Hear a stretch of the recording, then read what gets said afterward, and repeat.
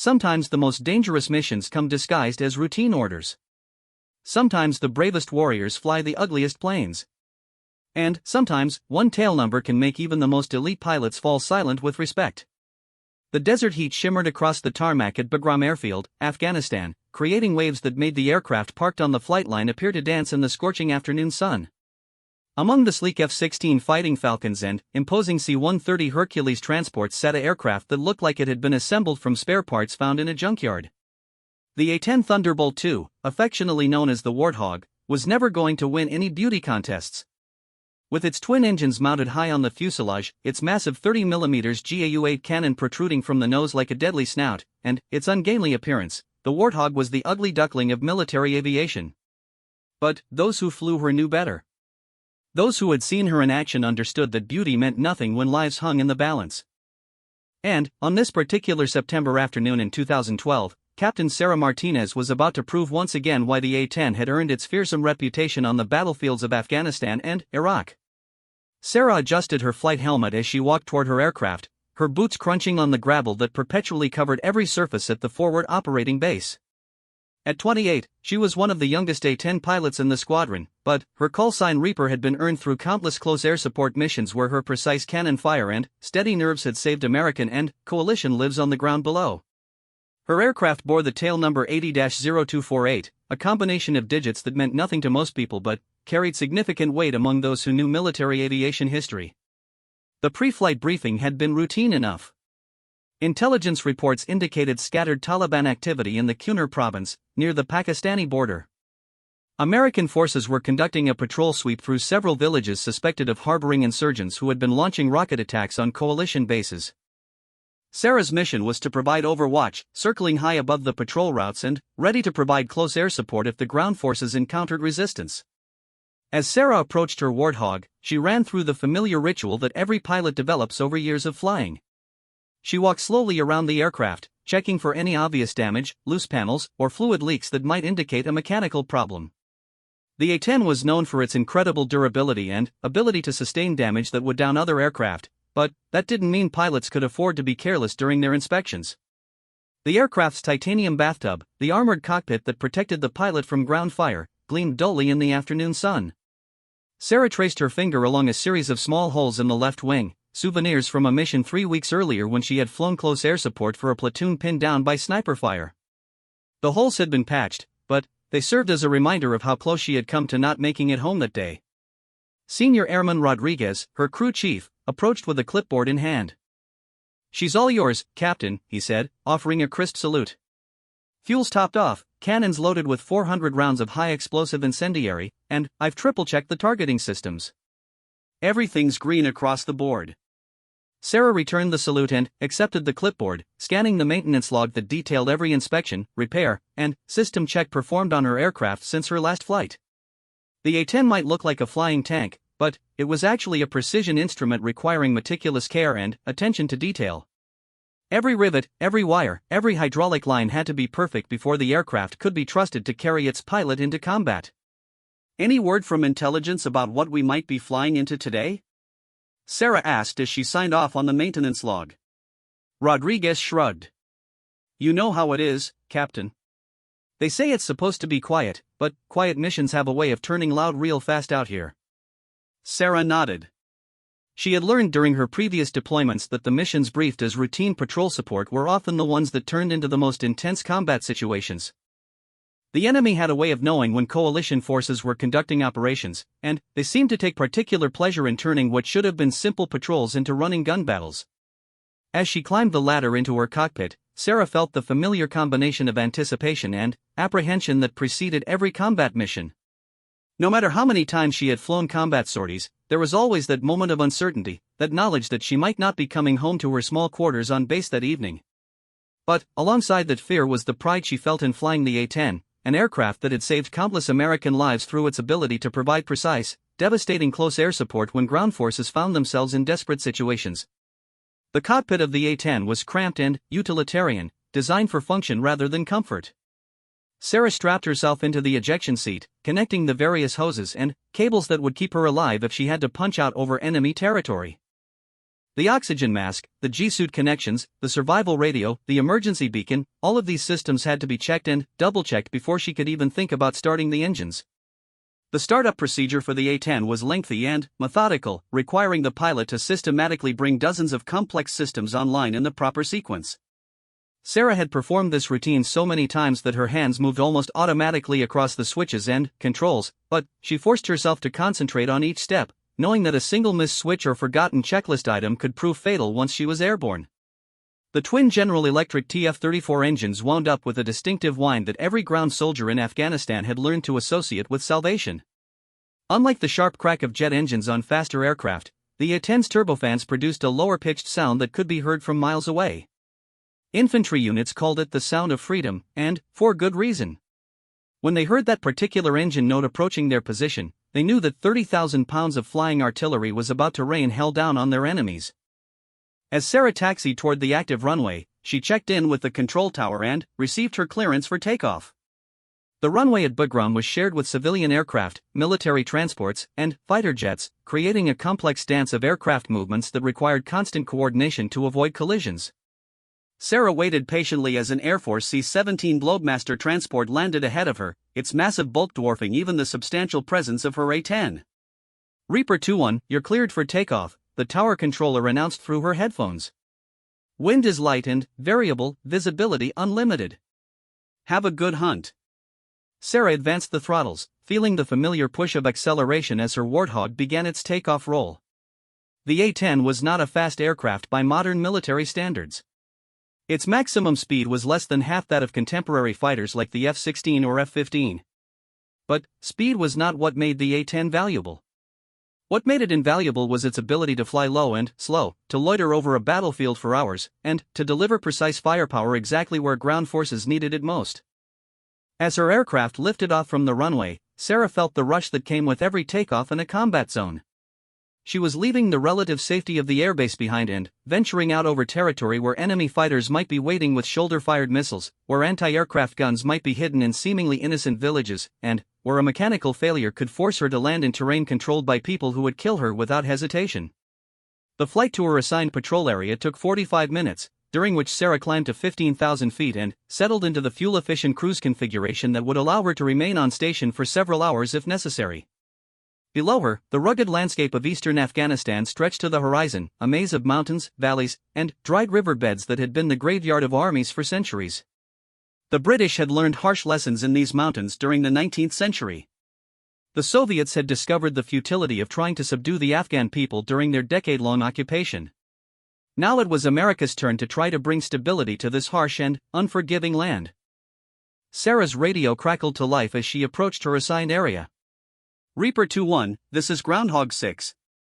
We're beginning our movement now. Estimated time to first waypoint is 20 minutes. Copy, Groundhog 6, Sarah responded. Reaper 2-1 is on station and ready to provide support as needed. I'll be orbiting at Angels 15.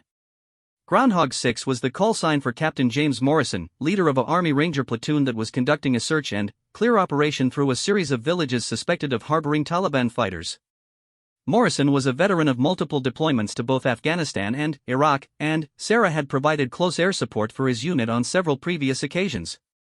She knew him to be a careful, methodical leader who took good care of his soldiers and rarely called for air support unless the situation was genuinely desperate. As Sarah began her lazy orbit above the patrol area, she used her targeting systems to scan the ground below for any signs of enemy activity. The A-10 sensors were not as sophisticated as those carried by dedicated reconnaissance aircraft, but they were more than adequate for identifying potential threats to ground forces. Sarah could see Morrison's platoon as they moved carefully through the first village, checking buildings and talking to locals while maintaining the tactical spacing that might save their lives if they came under fire. The first two villages yielded nothing of interest. Morrison's Rangers found evidence that Taliban fighters had been in the area recently, including abandoned weapons caches and improvised explosive device components, but the insurgents themselves had apparently moved on. Sarah maintained her orbit, conserving fuel and watching for any signs that enemy fighters might be preparing an ambush as the American patrol continued its methodical search. It was during the approach to the third village that everything changed. Reaper 2-1, this is Groundhog 6, Morrison's voice came through her headphones with an edge of tension that immediately put Sarah on alert. We're taking sporadic sniper fire from the ridgeline to our north. Can you take a look and see if you can spot the shooter? Sarah immediately banked her aircraft toward the north and began scanning the rocky ridgeline that overlooked the village. Sniper fire was one of the most dangerous threats facing ground patrols in Afghanistan. A skilled marksman with a good rifle could pin down an entire platoon, picking off soldiers one by one while remaining virtually invisible among the rocks and crevices that dotted the mountainous terrain. "I'm looking, Groundhog 6, Sarah reported as she focused her targeting systems on the suspected sniper position. Can you give me a better idea of where you think the fire is coming from? Shots seem to be coming from somewhere around grid reference November Kilo 4789, Morrison replied. We've got one man down with a leg wound, nothing life-threatening, but we need to neutralize this threat before we can continue the mission. Sarah input the grid coordinates into her navigation system and focused her attention on the specified area. The ridgeline was a maze of boulders, caves, and natural hiding places that could conceal a sniper almost indefinitely. Finding a single shooter among all that terrain would be like looking for a needle in a haystack, except that this particular needle was actively trying to kill American soldiers. After several minutes of intensive searching, Sarah caught a brief muzzle flash among the rocks about 200 meters east of the grid reference Morrison had provided. Groundhog 6, I think I've got your shooter. I'm seeing muzzle flashes from a position about 2 clicks east of your original coordinates. Can you take him out? Morrison asked. Sarah studied the target area carefully. The suspected sniper position was located among a cluster of large boulders that would provide excellent concealment but also presented a challenging target for her 30mm cannon. The GAU-8 was incredibly accurate, but it was designed primarily for use against armored vehicles and large groups of enemy fighters. Using it against a single sniper required careful consideration of the surrounding terrain and the potential for collateral damage. I can engage, but I'm going to need you to mark your current position with smoke so I can be sure of your location relative to the target, Sarah replied. Roger, marking our position with green smoke now. Sarah watched as a green smoke grenade detonated among the buildings of the village, clearly marking the location of Morrison's platoon. The distance between the American soldiers and the suspected sniper position was adequate for a safe cannon engagement, but Sarah would need to be careful to ensure that her rounds impacted exactly where she intended them to go. Sarah rolled her A-10 into a steep dive toward the target area, feeling the familiar sensation of building G-forces as she maneuvered the aircraft into an optimal attack position. The Warthog was not a graceful aircraft, but it was incredibly stable and predictable in its flight characteristics, allowing pilots to place their weapons with surgical precision even under the most demanding combat conditions. As Sarah lined up her shot, she could see Morrison's Rangers taking cover among the village buildings while the sniper continued to fire at them from his position among the rocks. Every few seconds, another muzzle flash would reveal the shooter's location, giving Sarah the reference point she needed for her attack run. Groundhog 6, Reaper 2-1 is rolling in hot, Sarah announced. Keep your heads down. Sarah placed her targeting reticle precisely on the cluster of boulders where she had observed the muzzle flashes and squeezed the trigger. The GAU-8 cannon erupted with its distinctive deep-throated roar, spitting out 65 rounds of 30mm high-explosive ammunition in a 2-second burst that sounded like the world's largest chainsaw. The depleted uranium cores of the rounds punched through rock and earth with devastating effect, turning the sniper's hiding place into a storm of shrapnel and pulverized stone. Good hits, good hits. Morrison's voice crackled through the radio. The sniper fire has stopped. Nice shooting, Reaper. Sarah pulled out of her dive and climbed back to altitude, scanning the target area for any signs of additional enemy activity. The 30mm cannon rounds had carved a neat line of destruction through the boulder field, eliminating not only the sniper but also any other Taliban fighters who might have been hiding in the immediate area. Glad I could help, Groundhog 6, Sarah replied. I'll continue to orbit and provide overwatch as you complete your mission. But even as she spoke those words, Sarah had no idea that the real test of her skills and courage was still to come. The sniper engagement had been routine by the standards of close air support missions in Afghanistan. What was about to happen next would push both Sarah and her aircraft to their absolute limits, and would ultimately result in an emergency landing that would make aviation history. As Morrison's Rangers resumed their patrol through the village, Sarah settled back into her circular orbit above the area, maintaining constant vigilance for any signs of additional enemy activity. The Taliban were known for their patience and their ability to wait for the perfect moment to spring an ambush, and Sarah knew that the elimination of one sniper did not necessarily mean that the threat had been eliminated entirely. The afternoon sun was beginning to sink toward the western mountains, casting long shadows across the valley floor and making it even more difficult to spot potential threats among the rocky terrain. Sarah adjusted her flight pattern slightly to take advantage of the changing light conditions, positioning her aircraft so that the sun would be behind her during any potential attack runs. It was during this adjustment to her orbit that Sarah first noticed something was wrong with her aircraft. The first indication that something was seriously wrong came as a subtle vibration through the aircraft's control stick, barely noticeable at first but gradually increasing in intensity. Sarah had enough flight hours in the A-10 to know that the Warthog was not a smooth-flying aircraft under the best of circumstances. The twin engines, the massive cannon, and the aircraft's deliberately robust construction all contributed to a certain amount of baseline vibration and noise that pilots simply learned to ignore. But this vibration was different. It had an irregular, almost frantic quality that immediately set off alarm bells in Sarah's experienced mind. Sarah quickly scanned her instrument panel, looking for any indication of what might be causing the unusual vibration. Engine parameters appeared normal, with both turbofans operating within their specified temperature and pressure ranges. Hydraulic pressure was steady, electrical systems were functioning normally, and there were no warning lights illuminated on the caution panel. But the vibration continued to increase, and Sarah could now feel it through her ejection seat as well as through the controls. Groundhog 6, Reaper 2-1, Sarah called on the radio. I'm experiencing some mechanical issues up here. I may need to return to base earlier than planned. Roger, Reaper, Morrison's voice came back immediately. We're about finished with our sweep anyway. Thanks for the support today. Sarah was about to acknowledge Morrison's transmission when a new sound joined the growing vibration, a metallic grinding noise that seemed to be coming from somewhere behind and below her position in the cockpit.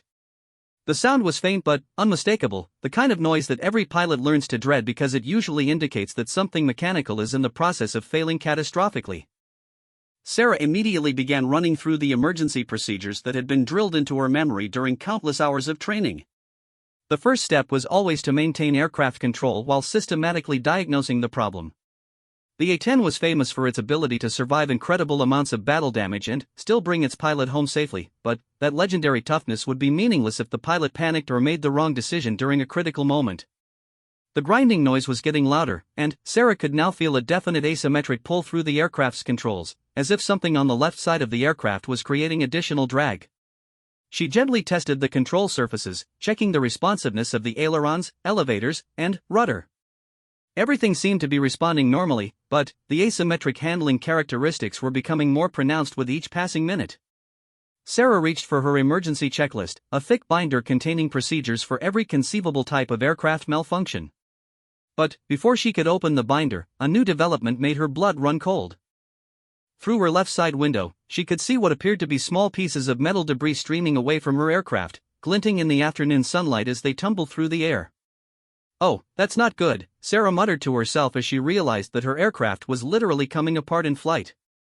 The debris appeared to be coming from the area around her left main landing gear, which was retracted into a well in the aircraft's wing root during flight. Sarah had no way to visually inspect the gear mechanism while airborne, but the increasing vibration and the stream of metal fragments suggested that something in the gear system was failing in a spectacular fashion. Sarah knew that landing gear problems were among the most dangerous emergencies that a pilot could face. Unlike engine failures or hydraulic malfunctions, which could often be managed through careful airmanship and backup systems, a catastrophic landing gear failure left very few options. If the gear collapsed during landing, the aircraft would likely cartwheel across the runway, almost certainly killing the pilot and destroying the aircraft in the process. But landing gear failure was particularly dangerous in the A-10 because of the aircraft's unique design characteristics. The Warthog's engines were mounted high on the fuselage, directly above the main landing gear bays, in order to protect them from debris kicked up during operations from rough airstrips. If the landing gear collapsed during landing, there was a significant risk that the engines would be damaged by contact with the ground, potentially leading to a fire that could consume the entire aircraft within minutes. Sarah forced herself to focus on the immediate problem rather than dwelling on worst-case scenarios. The first step was to determine exactly what was wrong with the landing gear system, and the best way to do that was to try extending the gear and see what happened. Bagram Tower, Reaper 2-1, Sarah called on the radio. I'm declaring an emergency. I have indications of a possible landing gear malfunction and I'm requesting priority handling for an immediate return to base. Roger, Reaper 2-1, the tower controller responded immediately. We copy your emergency declaration. You're cleared direct to Bagram, wind is calm, runway 30 is being cleared for your arrival. Emergency equipment is rolling now. Sarah turned her aircraft toward Bagram and began a gentle descent toward the airfield, which was still more than 30 miles away. The vibration and grinding noise continued to worsen, and she could see more debris streaming from her aircraft with each passing minute. Whatever was happening with her landing gear, it was clearly getting worse rather than better. When she was 15 miles from the airfield, Sarah decided that she needed to attempt to lower her landing gear to determine the extent of the problem. This was a critical decision because once the gear was extended, it would be nearly impossible to retract it again if something went wrong. But she needed to know whether the gear would extend at all, and whether it would lock into position securely enough to support the aircraft's weight during landing. Bagram Tower, Reaper 2-1 is 15 miles out and I'm going to attempt to lower my landing gear now, Sarah announced. Roger, Reaper. We have you on radar. Emergency equipment is standing by. Sarah reached for the landing gear handle, a large lever located on the left side of her instrument panel. She knew that once she moved that handle, there would be no turning back. Either the gear would extend properly and lock into position, giving her a chance at a normal landing, or it would fail to extend or collapse partially, leaving her with the prospect of an emergency ejection over the Afghan countryside. Sarah pulled the gear handle to the down position and immediately felt the aircraft shudder as the gear doors opened and the massive landing gear assemblies began to extend into the slipstream. The main gear on the A-10 was particularly robust, designed to absorb the shock of landing on rough, unpaved airstrips while carrying the full weight of the aircraft and its ordnance load. For a moment, everything seemed to be working normally. The gear position indicators on her instrument panel showed all 3 landing gear assemblies extending toward their locked positions. But, just as the indicators showed that the gear should be fully extended and locked, a violent shudder ran through the entire aircraft, followed by the loudest grinding noise that Sarah had ever heard. Through her left side window, Sarah could see her left main landing gear assembly, and what she saw made her heart skip a beat. The gear was extended, but it was clearly damaged. The main strut appeared to be bent, and one of the wheels was canted at an odd angle that indicated structural damage to the gear assembly itself. Worse still, she could see hydraulic fluid streaming from the gear bay, meaning that the hydraulic lines that powered the gear system had been ruptured. Bagram Tower, Reaper 2-1, Sarah called, trying to keep her voice calm despite the gravity of the situation. I have a damaged left main landing gear. The gear is extended but appears to be structurally compromised. I'm going to need the full emergency response. Roger, Reaper. We have fire and rescue standing by, and we're clearing all other traffic from the area. You're cleared to land runway 30, wind is calm. Do you need to dump fuel? Sarah checked her fuel gauge and realized that she still had nearly 3,000 pounds of jet fuel aboard, far more than the recommended landing weight for an emergency situation. Normally, she would have climbed to a safe altitude and burned off the excess fuel before attempting to land, but the continuing deterioration of her landing gear made that option too risky. She needed to get the aircraft on the ground as quickly as possible, before the gear failed completely. Negative on the fuel dump, Sarah replied. I need to get this aircraft on the ground now. As Sarah lined up for her approach to runway 30, she could see the flashing lights of fire trucks and ambulances positioned along the runway. The sight of the emergency vehicles was both comforting and terrifying. Comforting because it meant that help would be immediately available if something went wrong during landing, but terrifying because it served as a stark reminder of just how dangerous her situation had become. The approach to Bagram's runway 30 required Sarah to fly over a heavily populated area of the base, including maintenance hangars, living quarters, and fuel storage facilities. If her aircraft crashed during the approach, it would not only likely kill her but could also endanger hundreds of other people on the ground. Sarah was acutely aware of this responsibility as she configured her aircraft for landing. The A-10's approach speed was relatively slow compared to other military aircraft, but Sarah decided to fly her approach slightly faster than normal to maintain better control authority in case the damaged landing gear caused handling problems during the final moments before touchdown.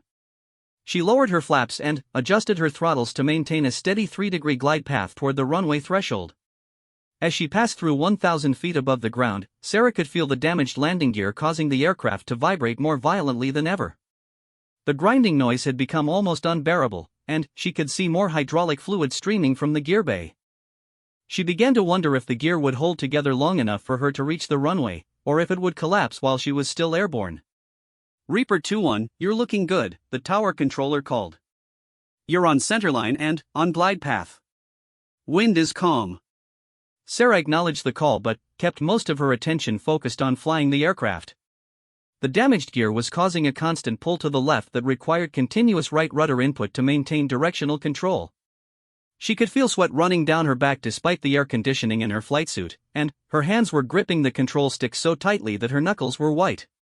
At 500 feet above the ground, Sarah began to have serious doubts about whether she would be able to land safely. The vibration from the damaged gear was so severe that it was difficult to read her instruments, and the asymmetric handling was getting worse with each passing second. She began to consider the possibility that she might need to eject rather than risk an attempted landing that could result in a catastrophic crash. But ejecting from an aircraft over a populated area carried its own risks. The A-10's ejection seat was designed to carry the pilots safely clear of the aircraft, but there was always a chance that the seat could malfunction or that the pilot could be injured during the ejection sequence. Moreover, an unmanned aircraft crashing into the base could cause far more damage than a controlled crash landing, even if that landing went badly wrong. Sarah made the decision to continue with her landing attempt. She had brought damaged aircraft home safely before, and she trusted in both her own skills and the legendary toughness of the A-10. If any aircraft could survive a landing with severely damaged gear, it would be the Warthog. As she crossed the runway threshold at 200 feet, Sarah could see the crash and rescue vehicles positioned along the runway, their crews standing by with fire suppression equipment and medical supplies. She could also see base personnel gathering along the flight line to watch her emergency landing, their faces reflecting the same tension that she was feeling in her own cockpit. Sarah reduced her throttles to idle and began her flare, pulling back gently on the control stick to raise the aircraft's nose and reduce her rate of descent. The A-10 settled toward the runway with surprising grace, considering the extent of damage to her landing gear. For a moment, Sarah allowed herself to hope that the landing might go better than expected. But, as her main wheels touched the runway surface, disaster struck. The moment Sarah's damaged left main landing gear touched the runway, the compromised strut collapsed completely. The sickening sound of twisting metal filled the cockpit as the A-10 lurched violently to the left, the aircraft's massive weight crushing the bent gear assembly and sending sparks cascading across the concrete surface. Sarah felt her aircraft beginning an uncontrolled ground loop that could easily result in a complete rollover and catastrophic fire. Years of training and hundreds of hours in the cockpit took over as Sarah fought to maintain control of her aircraft during what pilots called the most dangerous phase of any emergency landing. With the left main gear collapsed, all of the aircraft's weight on that side was being supported by the wing root and the engine nacelle, neither of which were designed to handle such loads. The screech of metal on concrete was deafening even through her flight helmet, and Sarah could see a shower of sparks in her peripheral vision as her aircraft scraped down the runway. Sarah immediately applied full right rudder and carefully modulated her brakes, trying to keep the aircraft tracking straight down the centerline of the runway rather than allowing it to veer off into the grass or, worse, into the fire trucks that were racing alongside her aircraft. The A-10's nose wheel was still functioning normally, giving her some degree of directional control, but the asymmetric loading from the collapsed gear was creating forces that she had never experienced before in any aircraft. The right main landing gear was still intact and supporting its full share of the aircraft's weight, but Sarah knew that it was being subjected to stresses far beyond its design limits. If the right gear collapsed as well, her aircraft would belly in completely, likely resulting in a fuel fire that could consume the entire aircraft within minutes. She could feel the right gear assembly shuddering under the abnormal loads, and she held her breath as she waited to see if it would hold together long enough for her to bring the aircraft to a stop. "Emergency, emergency, Reaper 2-1 is down on the runway," Sarah transmitted, her voice remaining remarkably calm despite the chaos surrounding her. "Left main gear has collapsed, but I still have directional control. Fire and rescue, be advised I'm still moving and I have fuel on board." The response came immediately from multiple sources. The tower controller confirmed that the runway was closed and that all emergency equipment was responding to her location. The fire chief reported that foam trucks were positioning to suppress any fuel fires, and the base flight surgeon was standing by to provide immediate medical attention if needed.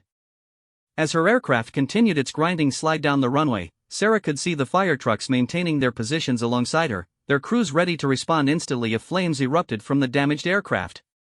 The sight of those dedicated emergency responders, putting themselves at risk to help her, gave Sarah the motivation she needed to fight through the most challenging minutes of her flying career.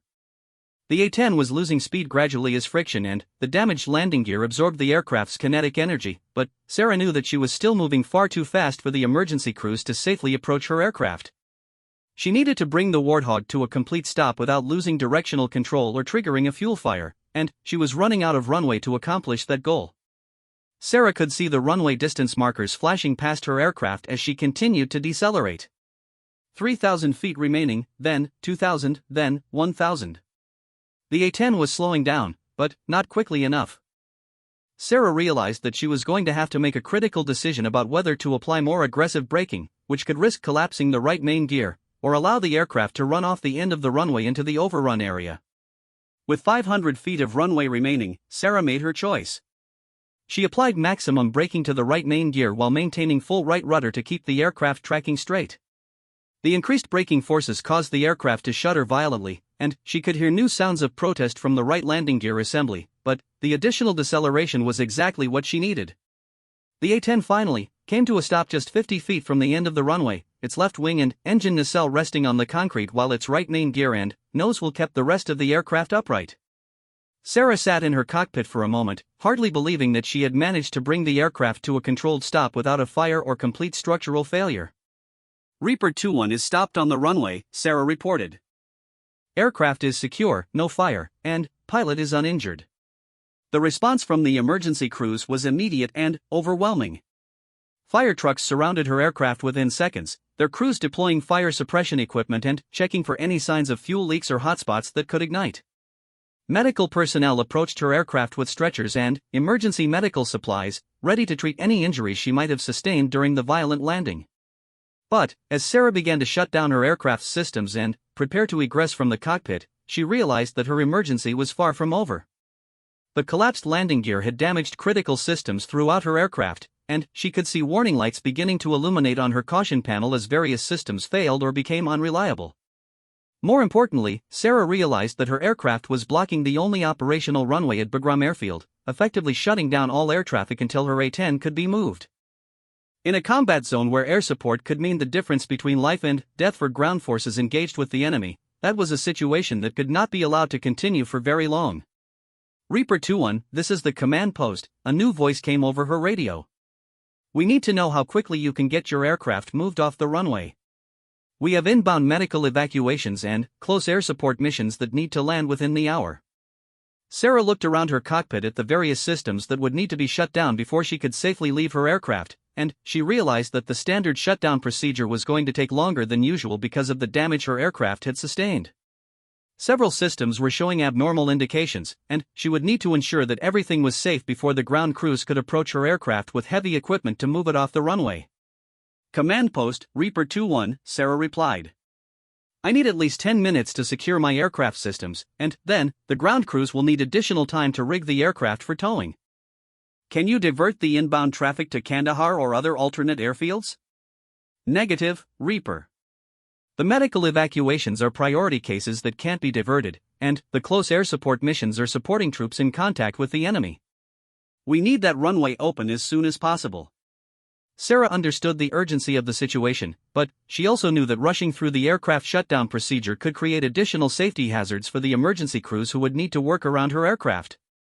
The A-10 carried thousands of rounds of 30mm ammunition, hundreds of gallons of fuel, and various other hazardous materials that could pose serious risks if not handled properly. As Sarah worked through her shutdown checklist, she could hear radio transmissions from the aircraft that were waiting to land at Bagram. A medical evacuation helicopter was inbound with 2 critically wounded soldiers who needed immediate surgery. A flight of F-16s was running low on fuel after providing close air support for a unit engaged in heavy fighting near the Pakistani border. A cargo aircraft was carrying supplies that were urgently needed by forward operating bases throughout the region. The pressure to get her aircraft moved quickly was intense, but Sarah forced herself to focus on following proper procedures. She knew that taking shortcuts during the shutdown process could result in injuries to the emergency crews or damage to the equipment that would be needed to move her aircraft off the runway. As she worked through the checklist, Sarah reflected on the chain of events that had led to her emergency landing. The vibration and grinding noise had first appeared during what should have been a routine close air support mission. There had been no indication during her pre-flight inspection that the landing gear system was experiencing any problems. The failure had occurred suddenly, and, without warning, leaving her with very little time to diagnose the problem and plan her response. Sarah realized that she had been fortunate in several critical ways. The gear failure had occurred while she was still relatively close to Bagram, rather than during the middle of a long-range mission that would have left her hundreds of miles from the nearest suitable runway. The weather had been perfect, with unlimited visibility and calm winds that had made her emergency approach as straightforward as possible. And, perhaps most importantly, the right main landing gear had held together just long enough for her to bring the aircraft to a controlled stop, rather than collapsing and causing a complete catastrophic failure. After completing her shutdown checklist, Sarah opened her cockpit canopy and prepared to egress from her aircraft. The first person she saw was her crew chief, Senior Airman Rodriguez, who had sprinted across the flight line as soon as he heard about her emergency landing. "Captain, are you hurt?" Rodriguez asked, his face showing a mixture of concern and professional interest in the condition of his aircraft. "I'm fine, Rodriguez," Sarah replied as she unstrapped from her ejection seat and began to climb down from her cockpit. "But I'm afraid your beautiful airplane is going to need some work." Rodriguez walked around the aircraft, assessing the damage with the experienced eye of someone who had been working on military aircraft for more than a decade. The collapsed left main landing gear was obviously beyond repair, but he was also looking for secondary damage that might not be immediately apparent. "Could have been a lot worse, Captain," Rodriguez observed. "The engines look good, the wings are intact, and the fuselage doesn't appear to have any major structural damage. We'll have her flying again in a few weeks." Sarah nodded, but she was already thinking about the investigation that would follow her emergency landing. Every aircraft accident or significant malfunction in military aviation triggered a detailed investigation designed to determine the root cause of the problem and prevent similar incidents from occurring in the future. Sarah would need to provide extensive testimony about the sequence of events, and every component of her aircraft would be examined by specialists looking for evidence of manufacturing defects, maintenance errors, or design flaws. As the base fire chief approached to brief her on the aircraft recovery operation, Sarah heard the distinctive sound of helicopter rotors in the distance. The medical evacuation flight was approaching Bagram, carrying wounded soldiers who desperately needed the runway that was currently blocked by her damaged A-10. "How long before you can get my aircraft moved?" Sarah asked the fire chief. "We're bringing up the heavy recovery equipment now," he replied. "If everything goes according to plan, we should have the runway clear in about 30 minutes. Sarah knew that 30 minutes might be too long for the wounded soldiers aboard the incoming medical evacuation helicopter, but there was nothing she could do to speed up the recovery process. Moving a damaged aircraft safely required careful planning and the right equipment, and rushing the job could result in additional damage to her A-10 or injuries to the recovery crews. As she watched the recovery operation begin, Sarah noticed that a small crowd of base personnel had gathered near the runway to observe the unusual sight of a damaged A-10 being prepared for removal. Among the crowd, she could see several other pilots from her squadron, mechanics from various aircraft maintenance units, and personnel from other organizations on the base who had heard about her emergency landing. What Sarah didn't realize was that among those observers were several F-16 pilots who had been waiting to take off on their own missions when her emergency had shut down the runway.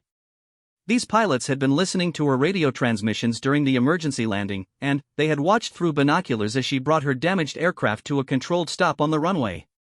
As word spread about the tail number of Sarah's aircraft, 80-0248, some of the more experienced pilots began to realize that they were witnessing something historically significant. That particular A-10 had a combat record unlike any other aircraft in the Air Force inventory, and Sarah's emergency landing was about to add another chapter to a story that had already become legendary among military aviators. Among the F-16 pilots watching Sarah's emergency landing was Major Derek Thompson, a veteran fighter pilot with over 2,000 hours in the Fighting Falcon and multiple combat deployments to both Iraq and Afghanistan. Thompson had been scheduled to take off on a close air support mission when Sarah's emergency had closed the runway, and he had been monitoring her radio transmissions with the professional interest that all pilots shared when one of their colleagues was facing a life-threatening situation. But, as Thompson watched the recovery crews working around Sarah's damaged A-10, something about the aircraft's tail number caught his attention. Through his binoculars, he could clearly read the digits 80-0248 painted on the aircraft's vertical stabilizer, and those numbers triggered a memory that made him take a sharp intake of breath. "Hey, Williams," Thompson called to another F-16 pilot standing nearby. "Take a look at that Warthog's tail number. Does 80-0248 mean anything to you?" Captain Mike Williams, a younger pilot with less combat experience than Thompson, squinted through his own binoculars at the damaged aircraft. Should it mean something special?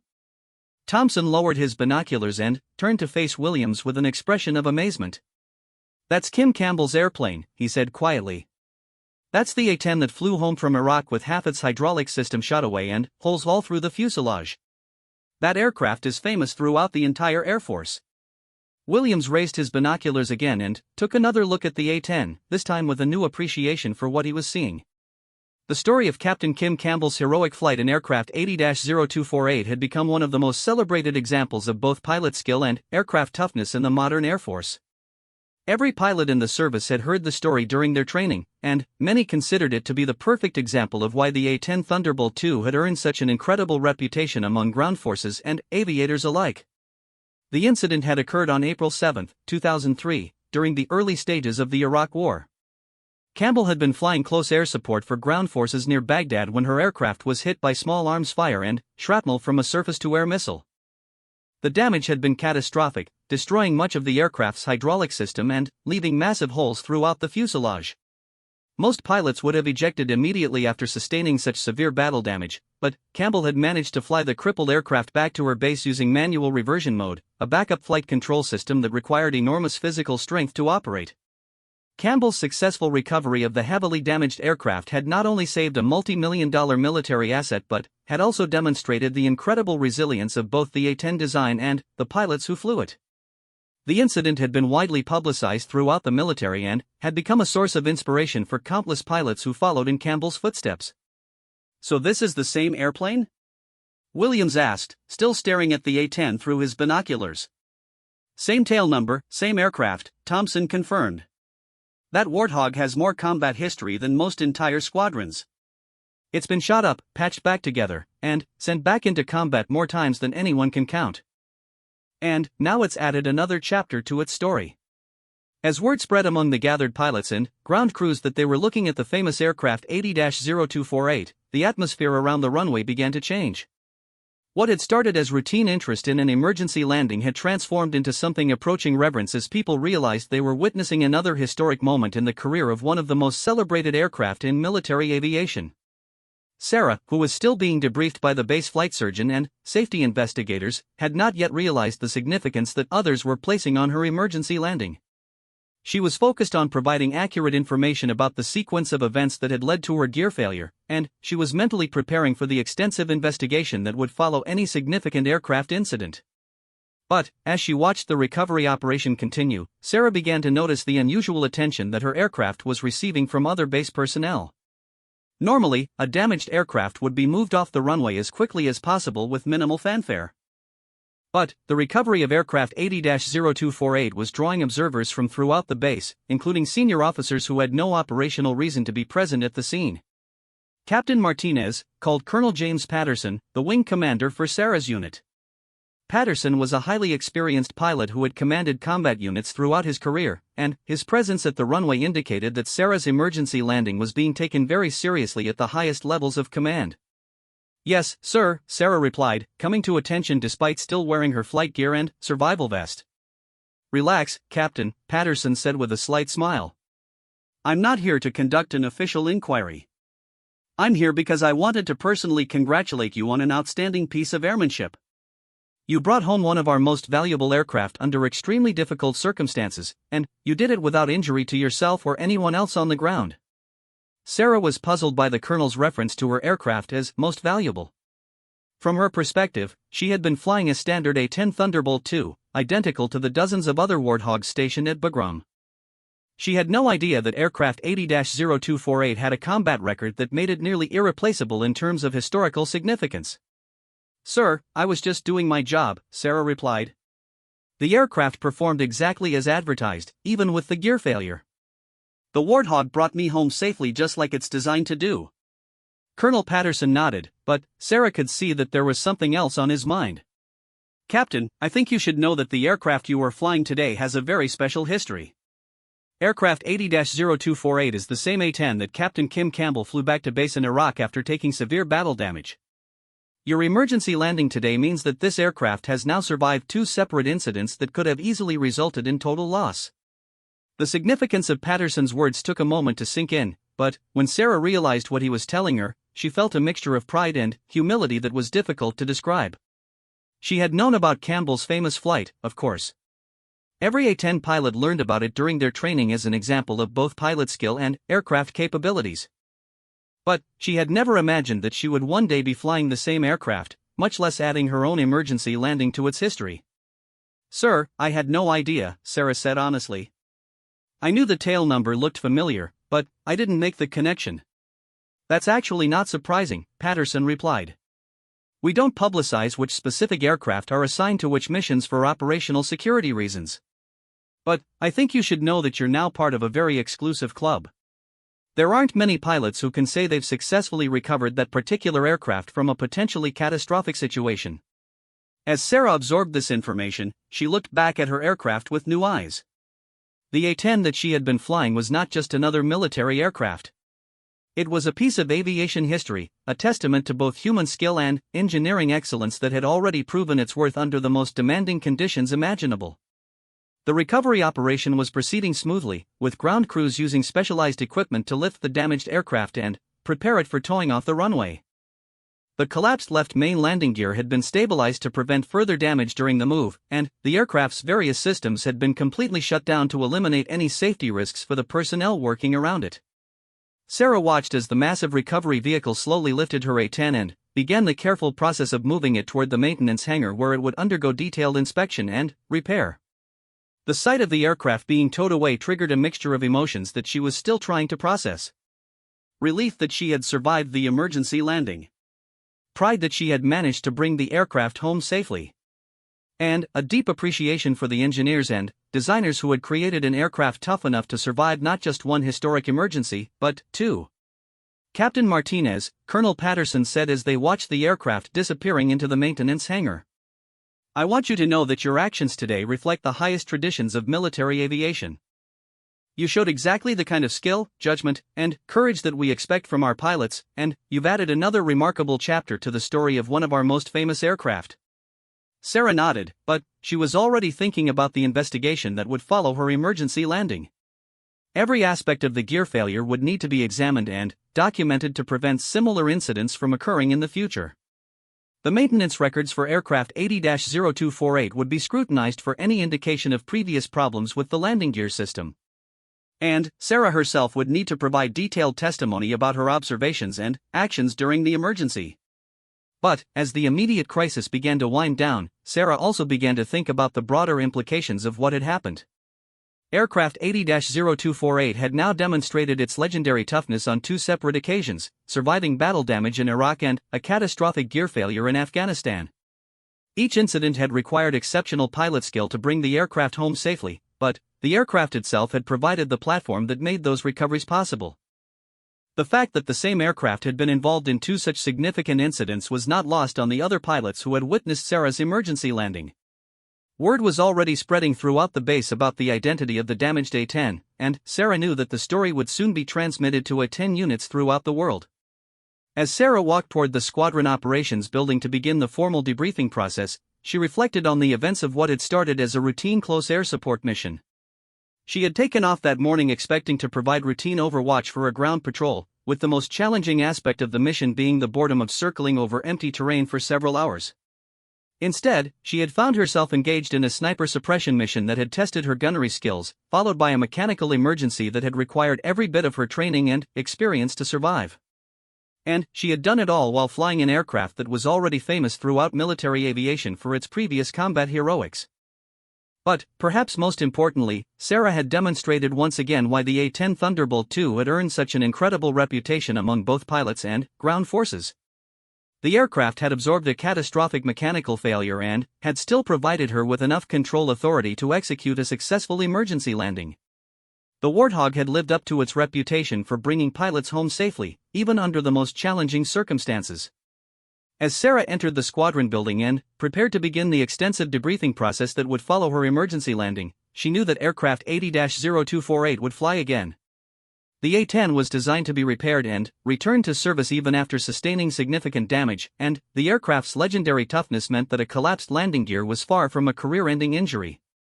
But Sarah also knew that when aircraft 80-0248 returned to flight status, it would carry with it the combined legacy of two remarkable emergency recoveries, each demonstrating the incredible capabilities of both the aircraft and the pilots who flew it.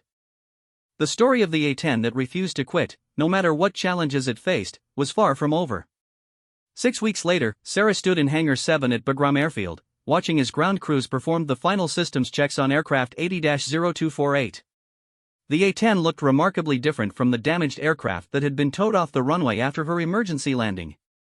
The collapsed left main landing gear had been completely replaced with new components, the damaged wing root sections had been repaired and reinforced, and the entire aircraft had been repainted in the standard camouflage scheme that made A-10s nearly invisible against the brown and tan landscape of Afghanistan. But the most significant change was not visible to casual observers. Hidden within the aircraft's maintenance logbooks was a detailed record of every repair, modification, and system upgrade that had been performed during the 6-week restoration process. The gear failure investigation had revealed a fatigue crack in the main landing gear strut that had gradually weakened the component over hundreds of combat missions. The crack had been so small that it was virtually undetectable during routine inspections, but it had been sufficient to cause the catastrophic failure that Sarah had experienced. The investigation had also revealed something remarkable about the history of aircraft 80-0248. Since its delivery to the Air Force in 1980, the aircraft had accumulated more combat flight hours than any other A-10 in the inventory. It had served in Operation Desert Storm, Operation Southern Watch, Operation Iraqi Freedom, and Operation Enduring Freedom, flying missions in every major American military operation of the past 3 decades. The aircraft's logbooks contained records of dozens of combat incidents, from minor battle damage caused by small arms fire to major repairs following missile strikes and mechanical failures. Each incident had been carefully documented, repaired, and the aircraft had been returned to service to continue its remarkable career.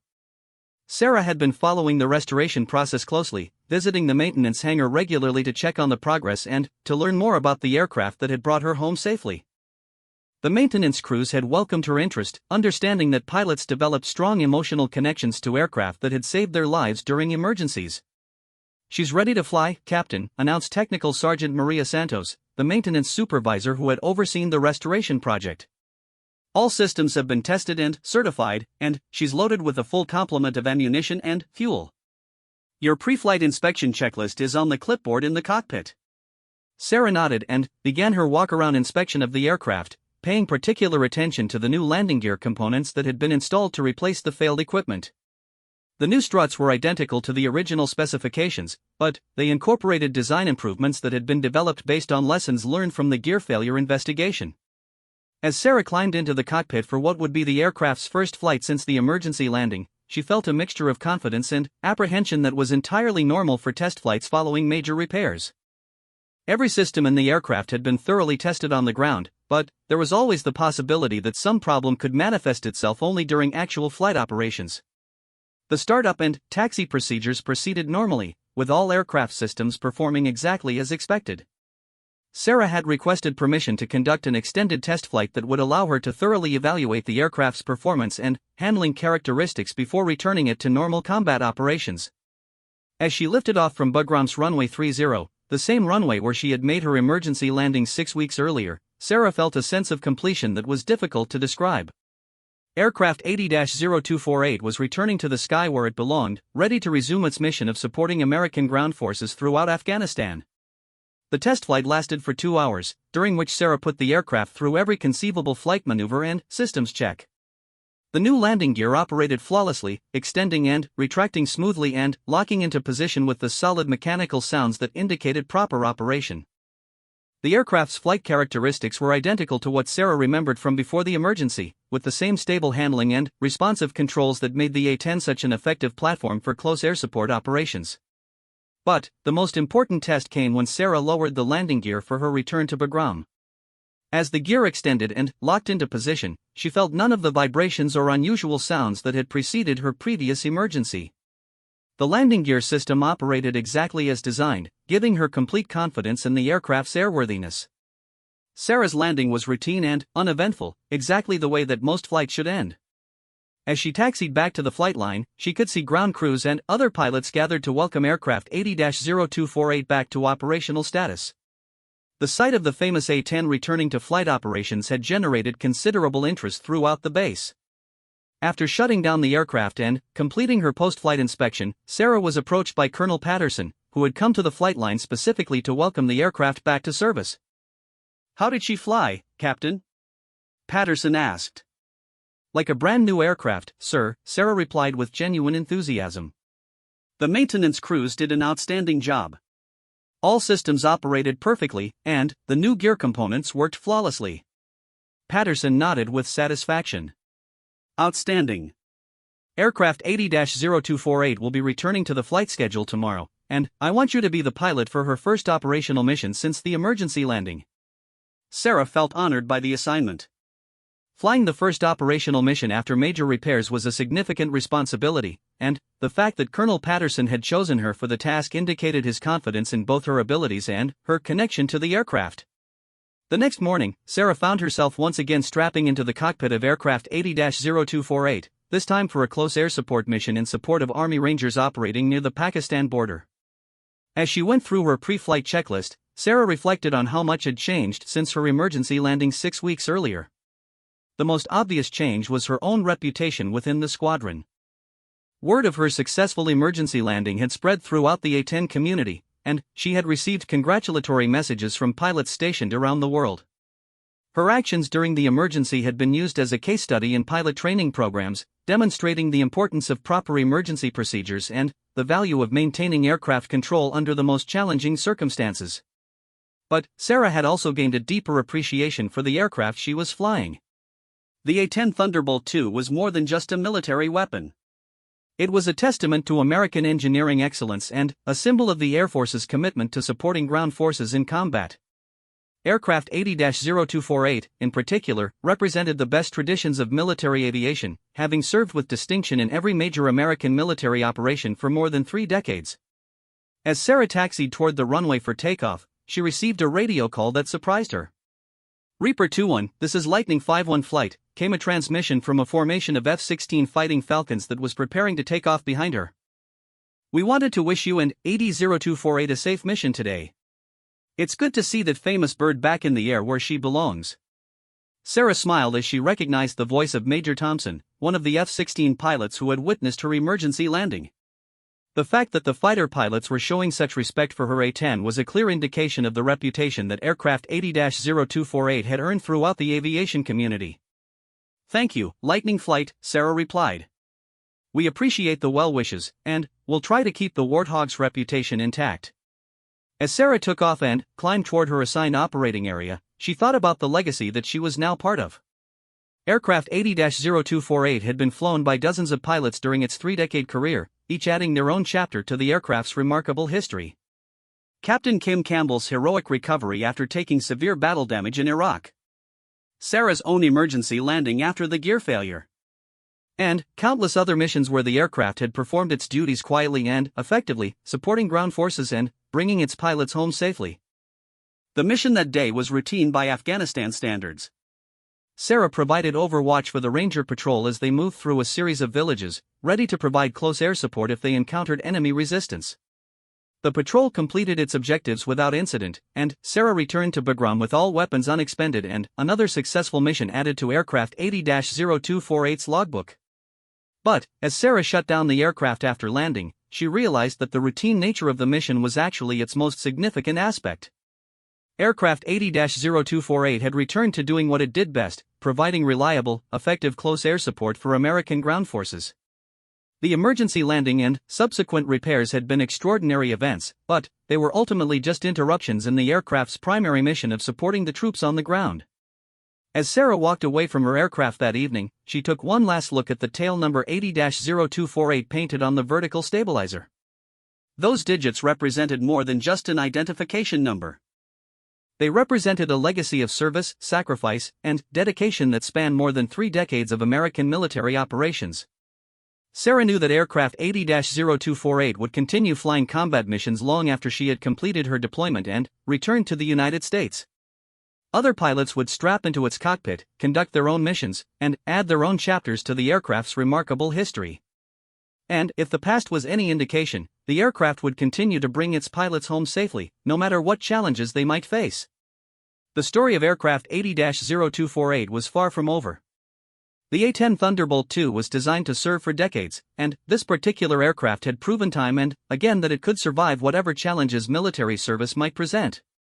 Whether facing enemy fire over Iraq, mechanical failure over Afghanistan, or whatever future conflicts might arise, aircraft 80-0248 would continue to embody the finest traditions of American military aviation. For Sarah, the experience had been transformative.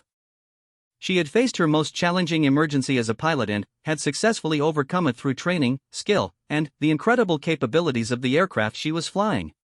She had added her own name to the short list of pilots who had brought aircraft 80-0248 home safely from potentially catastrophic situations. But, perhaps most importantly, Sarah had gained a deep appreciation for the bond that exists between pilots and the aircraft they fly. In an age of increasingly automated and computerized military systems, the A-10 Thunderbolt II remained fundamentally dependent on the skill and judgment of its pilot. The aircraft provided the platform and the capabilities, but it was ultimately the pilot who determined whether each mission would end in success or failure. As Sarah looked up at the stars beginning to appear in the Afghan sky, she felt proud to be part of the long tradition of military aviators who had served their country in combat. She was proud to have flown aircraft 80-0248 and to have added her own small chapter to its remarkable history. And she was proud to be an A-10 pilot, flying an aircraft that had proven time and again that it would never leave a pilot behind, no matter how challenging the circumstances might become. The legend of aircraft 80-0248 would continue, carried forward by the pilots who flew it and the ground crews who maintained it. And, somewhere in the future, when military historians looked back at the remarkable career of one of the most famous aircraft in Air Force history, they would find the records of that September afternoon when Captain Sarah Martinez brought the legendary Warthog home safely from what could have been its final flight. Instead, it had been just another chapter in a story that seemed destined to continue for years to come.